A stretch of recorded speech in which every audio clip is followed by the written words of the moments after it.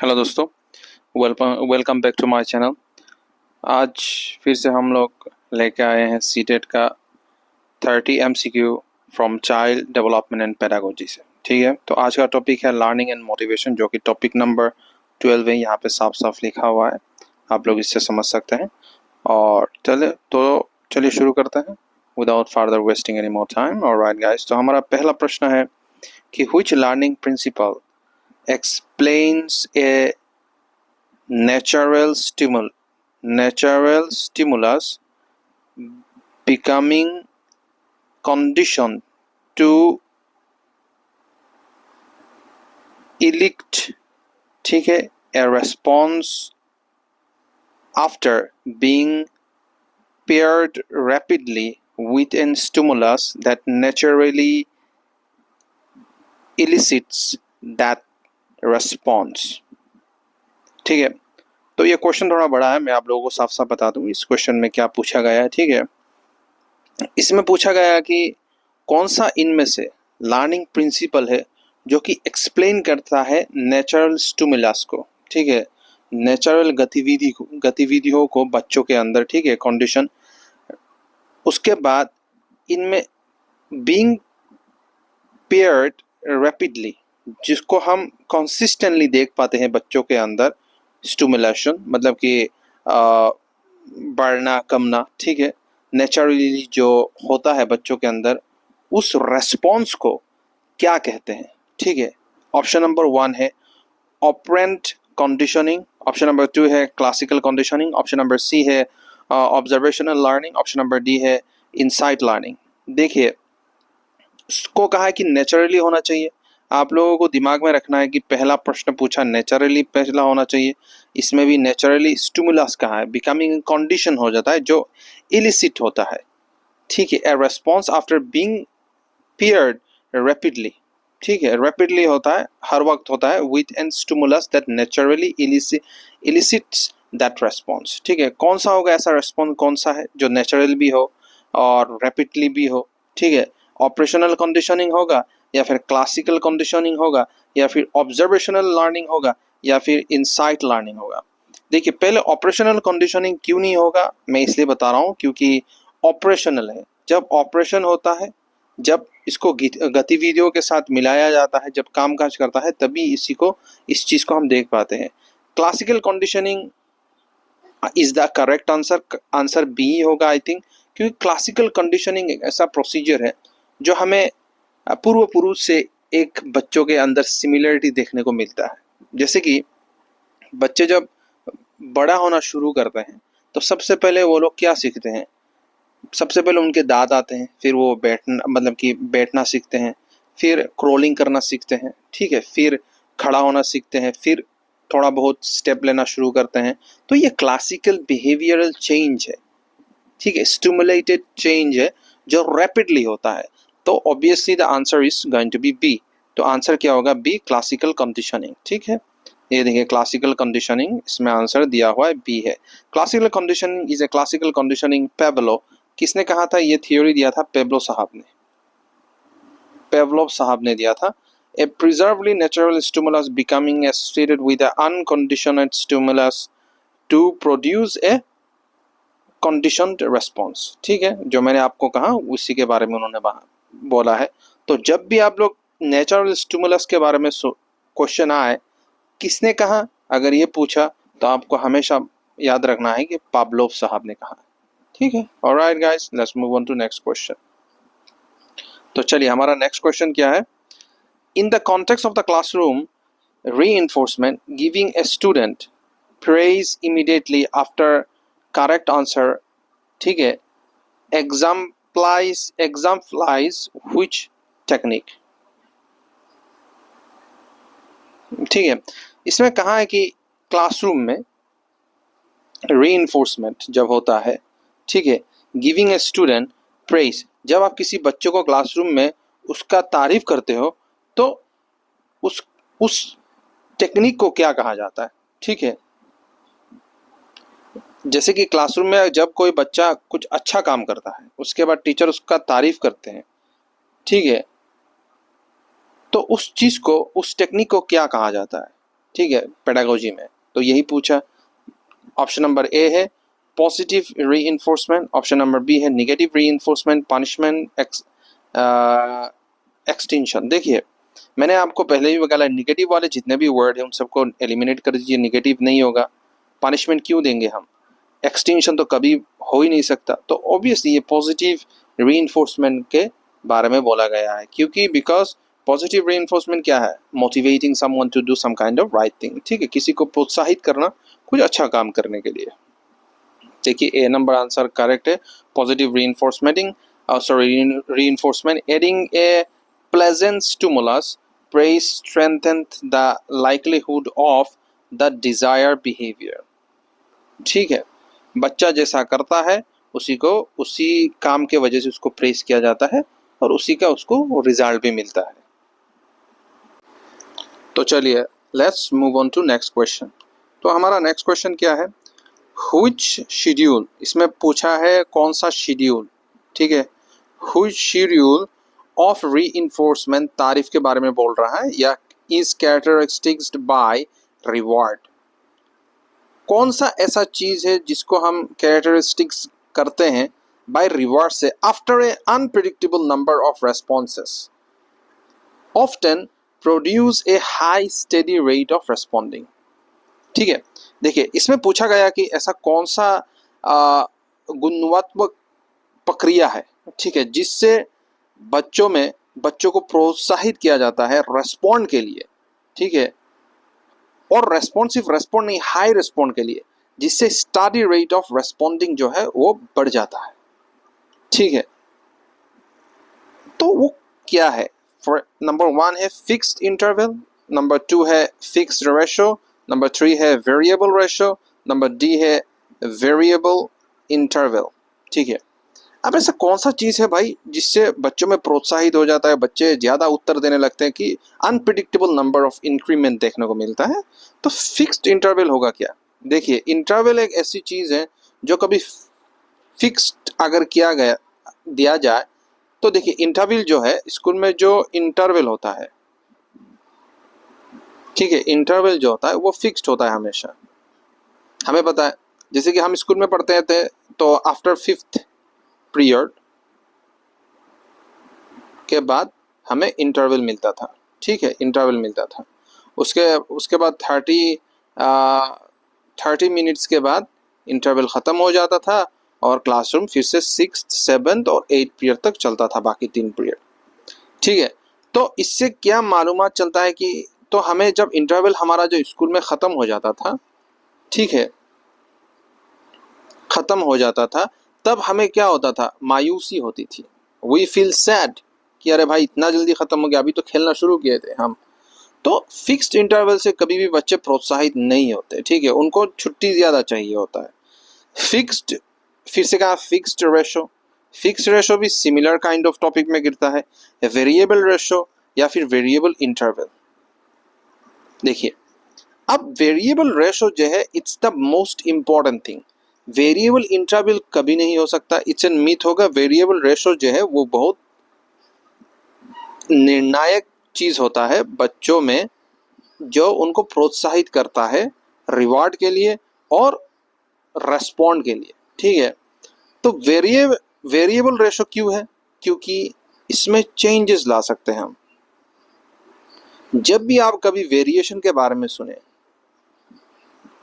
ठीक है, आपको पता होना चाहिए there is a scope of change. Fix चीज को कभी चेंज नहीं किया जा सकता, वेरिएशन होगा, वेरिएबल होगा, उसको चेंज कर सकते हैं अपने मन मुताबिक। ठीक है, होप यू रियली अंडरस्टैंड। तो इसीलिए तो आंसर क्या होगा, सी होगा। I think that will be the correct answer. Yes, यही आंसर सी है।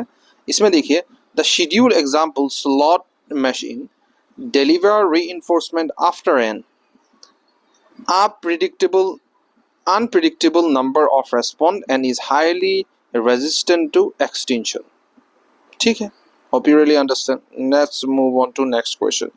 Removing a planned break, अगर कोई planned break को remove कर दिया जाए, मतलब कि research time को following misbehaviour to reduce the behaviour is an example. उससे जो बिहेवियर बच्चों में चेंज होगा उस चेंज को क्या कहा जाता है, किस चीज का एग्जाम्पल है ये? Positive reinforcement, negative reinforcement, negative punishment या फिर एक्सटेंशन। देखिए क्वेश्चन में ही कहा है, क्या कहा है कि निगेटिव के बारे में पूछा है, तो इसमें जितने पॉजिटिव वाले ऑप्शन है उनको आप एलिमिनेट कर दीजिए। निगेटिव, एक्सटेंशन तो कभी नहीं होगा, ठीक है। एक्सटेंशन मतलब कि भाई हमेशा के लिए गायब हो जाना, ठीक है, तो एक्सटेंशन तो कभी नहीं हो सकता। तो following misbehaviour to reduce the behaviour is an example. क्या एग्जाम्पल है? उस बिहेवियर जो मिसबिहेवियर होता है, उस reduce that behaviour is an example. उस बिहेवियर को कम करने के लिए उस चीज का क्या एग्जाम्पल हो सकता है, ठीक है। देखिए प्लान ब्रेक को अगर कोई डिसमेंटल कर दे स्कूल में तो ऑब्वियसली मिसबिहेव करेंगे बच्चे ना। तो उस बिहेवियर का क्या एग्जाम्पल है? पॉजिटिव रीइंफोर्समेंट होगा या फिर ऑब्वियसली बी होगा ना भाई, निगेटिव के बारे में पूछा है, हटा देना, गिरा देना, फेंक देना। मैंने पहले बोला था जितने भी निगेटिव है तो निगेटिव टर्म ढूंढो, तो B is the correct answer, ठीक है। तो B is the correct answer. Hope you really understand. तो यही होगा। Oh, sorry. No, I'm sorry for that. B is not a correct answer. Negative reinforcement नहीं होगा, negative punishment response cost, ठीक है, यही होगा obviously. I'm so sorry for that guys. तो आंसर C होगा, negative punishment response cost, ठीक है। plan break research following misbehavior to reduce that behavior is an example of।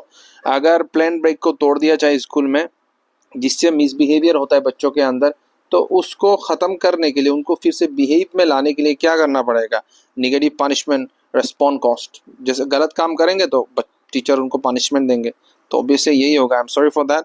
So negative है यहाँ पे भी निगेटिव है, तो obviously answer is the C. Alright, तो यही उसका एग्जाम्पल हो गया।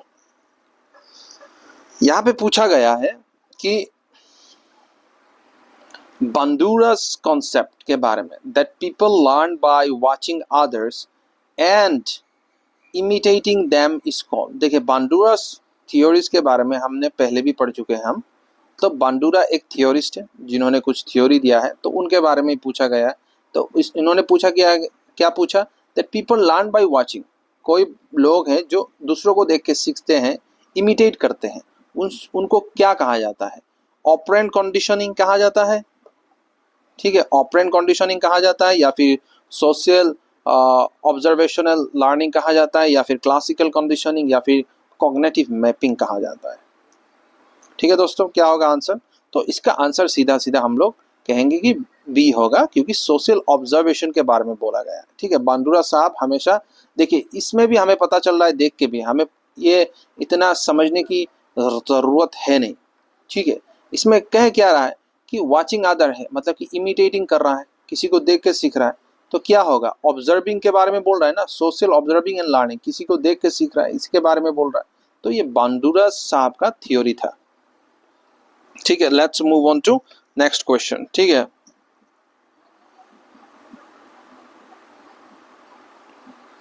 Self efficiency refer to learning is self efficiency, मतलब कि अपने से ही पूरा करना। जो सेल्फ प्राइमरीली रेफर टू, किस चीज की ओर रेफर किया जाता है? सेल्फ एफिशिएंसी को। ग्लोबल सेल्फ एस्टीम को के बारे में बोला जाता है, या फिर believe in their ability to perform specific task, या फिर लेवल ऑफ इंटेलिजेंस, या फिर सोशल पॉपुलैरिटी। खुद सोचिए, सेल्फ एफिशिएंसी के बारे में बोला है, अपने के बारे में बोला है। मैं, लोग कहते हैं ना, I am self efficient for my own work, मैं अपने काम के लिए खुद ही सफिशिएंट हूँ। ठीक है, मैं ये काम करने के लिए खुद से ही काफ़ी हूँ। लोग कहते हैं ना, I am self efficient primarily. तो इस चीज़ को क्या कहा जाता है? ग्लोबल सेल्फ एस्टीम कहा जाता है? कभी नहीं होगा। ग्लोबल सेल्फ एस्टीम क्यों होगा भाई? Believe in their ability to perform specific task, या लेवल ऑफ इंटेलिजेंट होगा, या फिर सोशल पॉपुलैरिटी होगा, या फिर ये होगा। तो देखिए मैं आपको बता दूं, आंसर बी ही होगा, believe in their ability to perform. आप जब अपने आप के ऊपर बिलीव करते हो that I am capable of doing it, यही तो है सेल्फ एफिशिएंसी। ठीक है, because I believe that I can do that, that's my ability, and I don't need anyone's else support on that one. So that's why you are saying that you are self efficiency to learn something because you know that how much you are capable of. तो obviously यही है answer B, believe in ability self efficiency. ये भी Bandura साहब ने कहा था, remember it. Effect effort persistence and resilience. ठीक है, let's move on to question number 7. The zone of proximal development, ठीक है, ZPZ refer to task that a learner. ठीक है, ये हमने पहले भी पढ़ा है. सो ZPZ रेफर क्या करता है, कौन से टास्क के और रेफर कर रहा है इनमें से, निम्नलिखित में से प्रश्नों में से. ठीक है, कैन परफॉर्म इंडिपेंडेंटली, क्या इंडिपेंडेंटली परफॉर्म किया जा सकता है, कैन नॉट परफॉर्म. ठीक है, even with help, can perform with appropriate guide and support, will never learn. देखिए ऑप्शन ऑटोमेटिकली सी होगा, can perform with appropriate guide and support. ठीक है, तो ऑब्वियसली यही होगा, ये सबने को पता है. ठीक है, next question. Scaffolding in instruction is best described as. Scaffolding के बारे में इसमें से कौन सा ऐसा ऑप्शन है जो स्कैफोल्डिंग को बेस्ट डिस्क्राइब करता है. ठीक है, permanent teaching control of task, या फिर temporary support that help learner achieve task they can not do alone. ठीक है, या फिर giving the easy task only है तो काट दो, using punishment to shape behaviour, ये भी गलत है. स्कैफोल्डिंग के बारे में पूछा है. ठीक है, मैंने ये पहले भी जितने भी वीडियोस बनाए उनमें स्कैफोल्डिंग के बारे में हमने बहुत सारे क्वेश्चन किए कर रखे हैं, please go and watch it. Alright, permanent teaching control of task क्यों होगा भाई, परमानेंट कुछ भी नहीं होता. तो obviously the answer is B, temporary support that help learner achieve task that can not be done alone. Alright, do alone.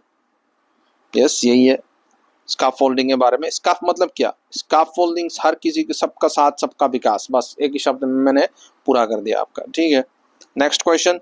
Which theory suggest that people are motivated when they except their effort will lead to valued outcomes and they value those outcomes. ठीक है, इसमें कहा गया है कि इनमें से कौन सा ऐसा ऑप्शन है जो मोटिवेट करता है जब वो अपना एफर्ट देते हैं, ठीक है, किसी काम को लेकर, और उसका जो आउटकम होता है वो उस काम का जो उन्होंने किया है उसका मान रखता है. ठीक है, फॉर एग्जांपल मैंने कुछ अच्छा काम किया और मुझे जो शाबाशी मिली वो उस लेवल का था कि जो मैंने काम किया. ठीक है, इनमें से कौन सा ऐसा ऑप्शन है जो इस चीज को प्रभावित करता है. ठीक है, मैस्लोस हायरार्की नहीं होगा, सॉरी मैं पहले ही बोल रहा हूँ, I am sorry for that.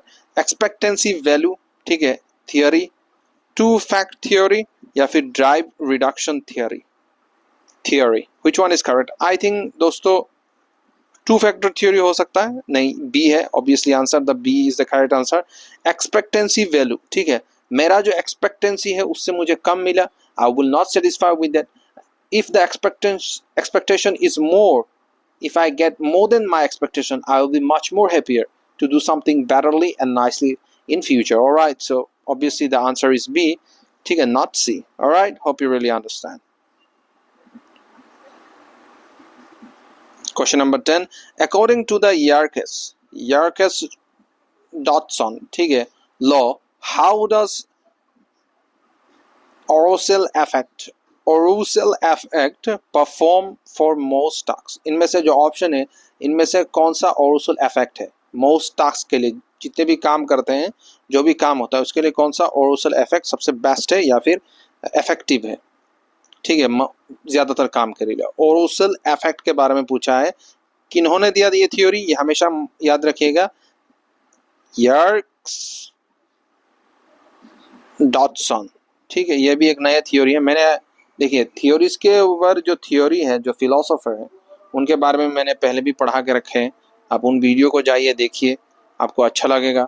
ठीक है, तो किन्होंने कहा, उन्होंने कहा कि more arousal always improve performance होता है, या फिर less arousal always improve performance होता है, या moderate arousal lead to optimal performance, inverted U, या फिर arousal no effect. I think answer is B, C. Yes, C, moderate. सब चीज में जो है मॉडरेट इज वेरी इंपॉर्टेंट, ज्यादा भी नहीं कम भी नहीं. Hope you really understand. Let's move on to question number 11. दोस्तों क्वेश्चन नंबर 11 जो है, तो दोस्तों क्वेश्चन नंबर 11 जो है वो क्या पूछ रहा है आपसे, which motivational theory, इसमें पूछा गया which motivational theory divides work factors, जो डिवाइड करता है वर्क फैक्टर को into hygiene, ठीक है, फैक्टर एंड मोटिवेटर्स फैक्टर, ठीक है। हाइजीन फैक्टर और मोटिवेशन फैक्टर में कौन सा मोटिवेशनल थ्योरी डिवाइड करता है वर्क फैक्टर को, ठीक है।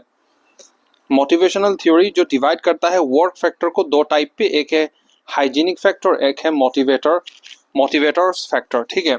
तो इनमें से कौन सा है apply to job satisfaction and task motivation, किसमें अप्लाइड होता है job satisfaction and task motivation. तो ऑप्शन नंबर 1 है हार्सबर्ग्स टू फैक्टर थ्योरी, या फिर मैस्लोस हायरार्की थ्योरी, या फिर एल्फ्रेड आर्च थ्योरी, या फिर मैक्लैरेन नीड्स थ्योरी, ठीक है। तो ऑब्वियसली आंसर नंबर ए ही है, Herzberg's two factor theory. Herzberg साहब ने बोला था इन दोनों फैक्टर के बारे में, ठीक है।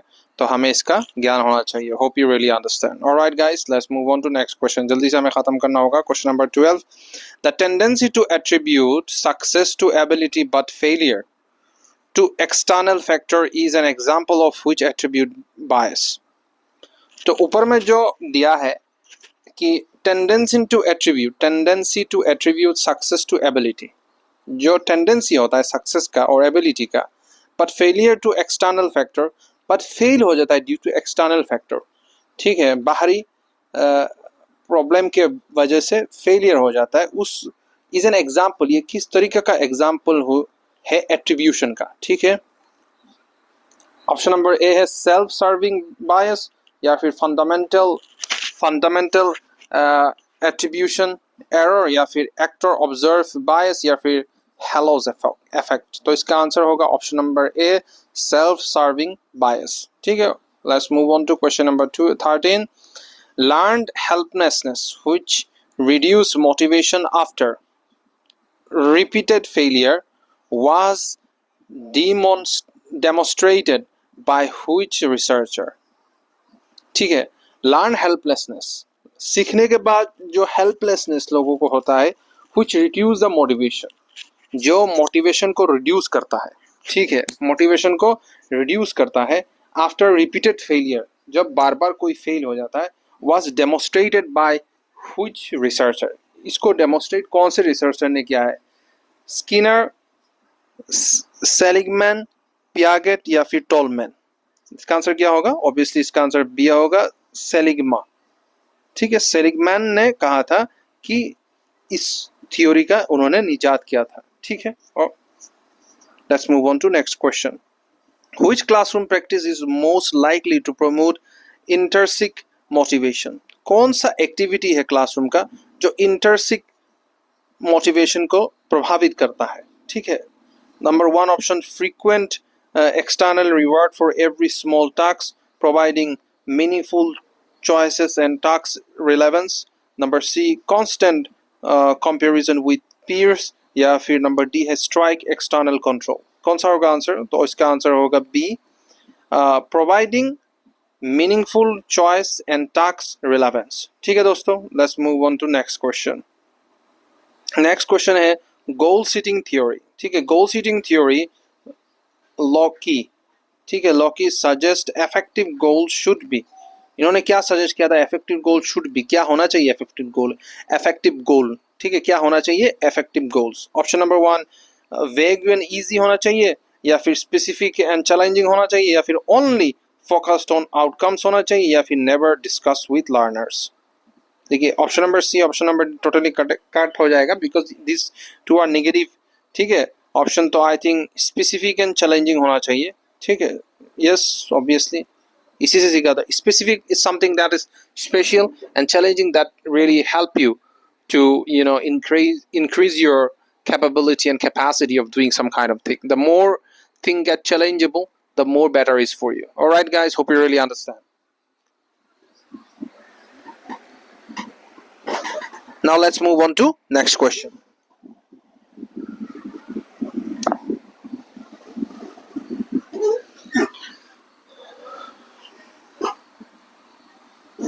ठीक है, तो नेक्स्ट क्वेश्चन क्या है, चलिए देखते हैं।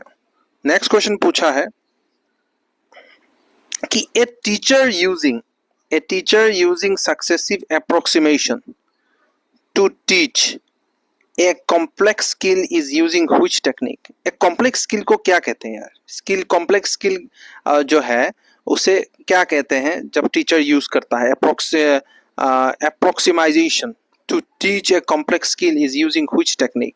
किसी भी देखिए किसी भी कॉम्प्लेक्स टेक्निक को सिखाने के लिए उस टेक्निक को या फिर उस स्किल को क्या कहा जाता है? ठीक है, शेपिंग देना या फिर मॉडलिंग या फिर एक्सटेंशन या फिर क्लासिकल कंडीशनिंग, क्या होगा? The answer is obviously shaping देना ही है ना, द मोर किसी चीज को शेप करना। Next question, which concept best, कौन सा concept best describe the transfer of learning to a new but similar situation. ठीक है, ऐसा कौन सा बेस्ट डिस्क्रिप्शन है जो ट्रांसफर ऑफ लर्निंग को एक नई पद्धति की ओर ले जाता है लेकिन समान तरीके से। ठीक है, सॉल्विंग, एग्जांपल क्या है? Solving a similar problem after practicing another. एक ही तरीके का प्रॉब्लम, ठीक है, दो बच्चों को आपने दिया, एक ने पुराने ट्रेडिशन वे को फॉलो करते हुए उसे सॉल्व किया, दूसरे ने अपना खुद का एक टेक्निक को अपनाया और इसी क्वेश्चन को सॉल्व किया। ठीक है, उदाहरण के स्वरूप। तो ये क्या है?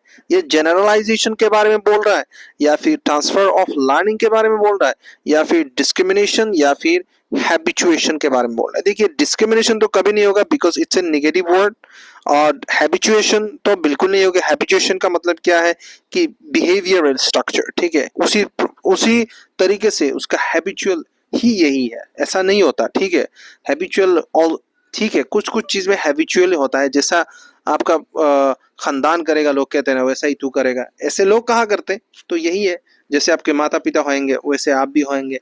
ठीक है, तो ये है, तो जनरलाइजेशन तो कभी नहीं हो सकता। तो ट्रांसफर ऑफ लर्निंग है, इसे कहते हैं transfer of learning from one generation to another generation. ठीक है, I think I am right in this case, yes, the transfer of learning. Let's move on to next question.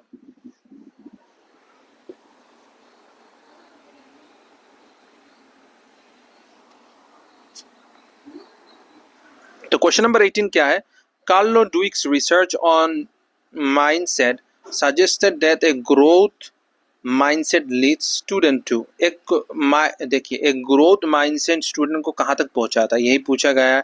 किसने पूछा है? Carlos डुइक, एक थियोरिस्ट है, उनके द्वारा रिसर्च के द्वारा क्या पूछा गया आपको कि एक growth mindset lead to student, एक बच्चे को कहाँ तक पहुंचाता है। ठीक है, ever challenging to protect self image या फिर सी एफोर्ट एज यूजलेस या फिर embrace challenging and believe ability can be developed या फिर परफेक्ट एक्सट्रिंसिक रिवॉर्ड, क्या होगा? देखिए, इसका आंसर सी होगा, because embrace challenge and believe ability can be developed। ठीक है, yes. Next question, which of the following is a key element of Bandura's social cognitive theory based observation learning। ठीक है, बंदूरास theory के element में से कौन सा एक एलिमेंट ऐसा है जो बेस्ड ऑब्जर्वेशन लर्निंग को प्रभावित करता है? ठीक है, ऑपरेंट शेड्यूल ओनली, ओनली है तो काट दो। I think answer is B, यही होगा, because reciprocal determinism, interaction of person, behaviour, environment, ये बंडूरा साहब ने कहा था। ठीक है, तो ऑब्वियसली यही करेक्ट है। क्लासिकल कंडीशनिंग सोलोली गलत है। इंडिविजुअल कुछ भी चीज सही नहीं होता। ठीक है, इनेट फिक्स ट्रेट्स, ये भी गलत है। ठीक है, तो obviously the answer is B. Next question, token economic used in classroom are primarily and application of which principle. देखिए, टोकन इकोनॉमी कौन से प्रिंसिपल का पार्ट है इनमें से? ठीक है, कॉग्निटिव कंस्ट्रक्टिवनेस नियम या फिर ऑपरेंट कंडीशनिंग रीइंफोर्समेंट या फिर क्लासिकल कंडीशनिंग या फिर स्कोरेटिक मेथड।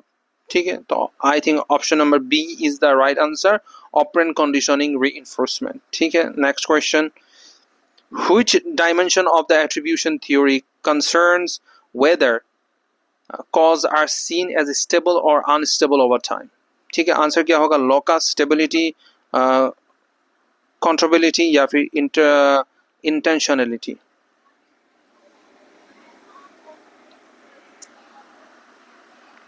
स्टेबल पूछा या फिर अनस्टेबल, इनमें से कौन सा लग रहा है आपको? देखिए, स्टेबिलिटी या लॉकस, इसे कहते हैं कंट्रोलेबिलिटी, सॉरी इसे कहते हैं stability, I am sorry, stability कहते हैं, ठीक है, बी है इसका answer. Stability refers to whether a cause are consistent across time. Example, ability, stable. ठीक है, मुझे यहाँ पे प्रॉब्लम हो गया था because stability refers to consistent, cause a consistent across time. कहाँ कंसिस्टेंट के बारे में यहाँ पे नहीं पूछा इस क्वेश्चन में, ठीक है. आई थिंक कुछ प्रिंटिंग मिस्टेक है, मैंने स्टेबल और अनस्टेबल में इन्होंने क्वेश्चन बना दिया. I am sorry for that guys. Alright, तो इसीलिए थोड़ा मैं माजरत चाहता हूँ, इसीलिए the answer will be B. ठीक है, next question. The term flow optimal experience is learn describe. Term flow के बारे में पूछा है, ऑप्टिमल एक्सपीरियंस के बारे में पूछा है, किसने दिया? मतलब कि लर्न डिस्क्राइब क्या करता है, सॉरी किसने दिया, नहीं क्या डिस्क्राइब करता है ये चीज़? Boredom during easy task. ठीक है, बोर्डम मतलब कि बोर हो जाना. Anxiety in all challenges. Deep engagement when skill level match challenges, या फिर random attention shifts. देखिए, मुझे लगता है ये सी होगा, deep engagement when skill level match challenge. ठीक है, यस यही है.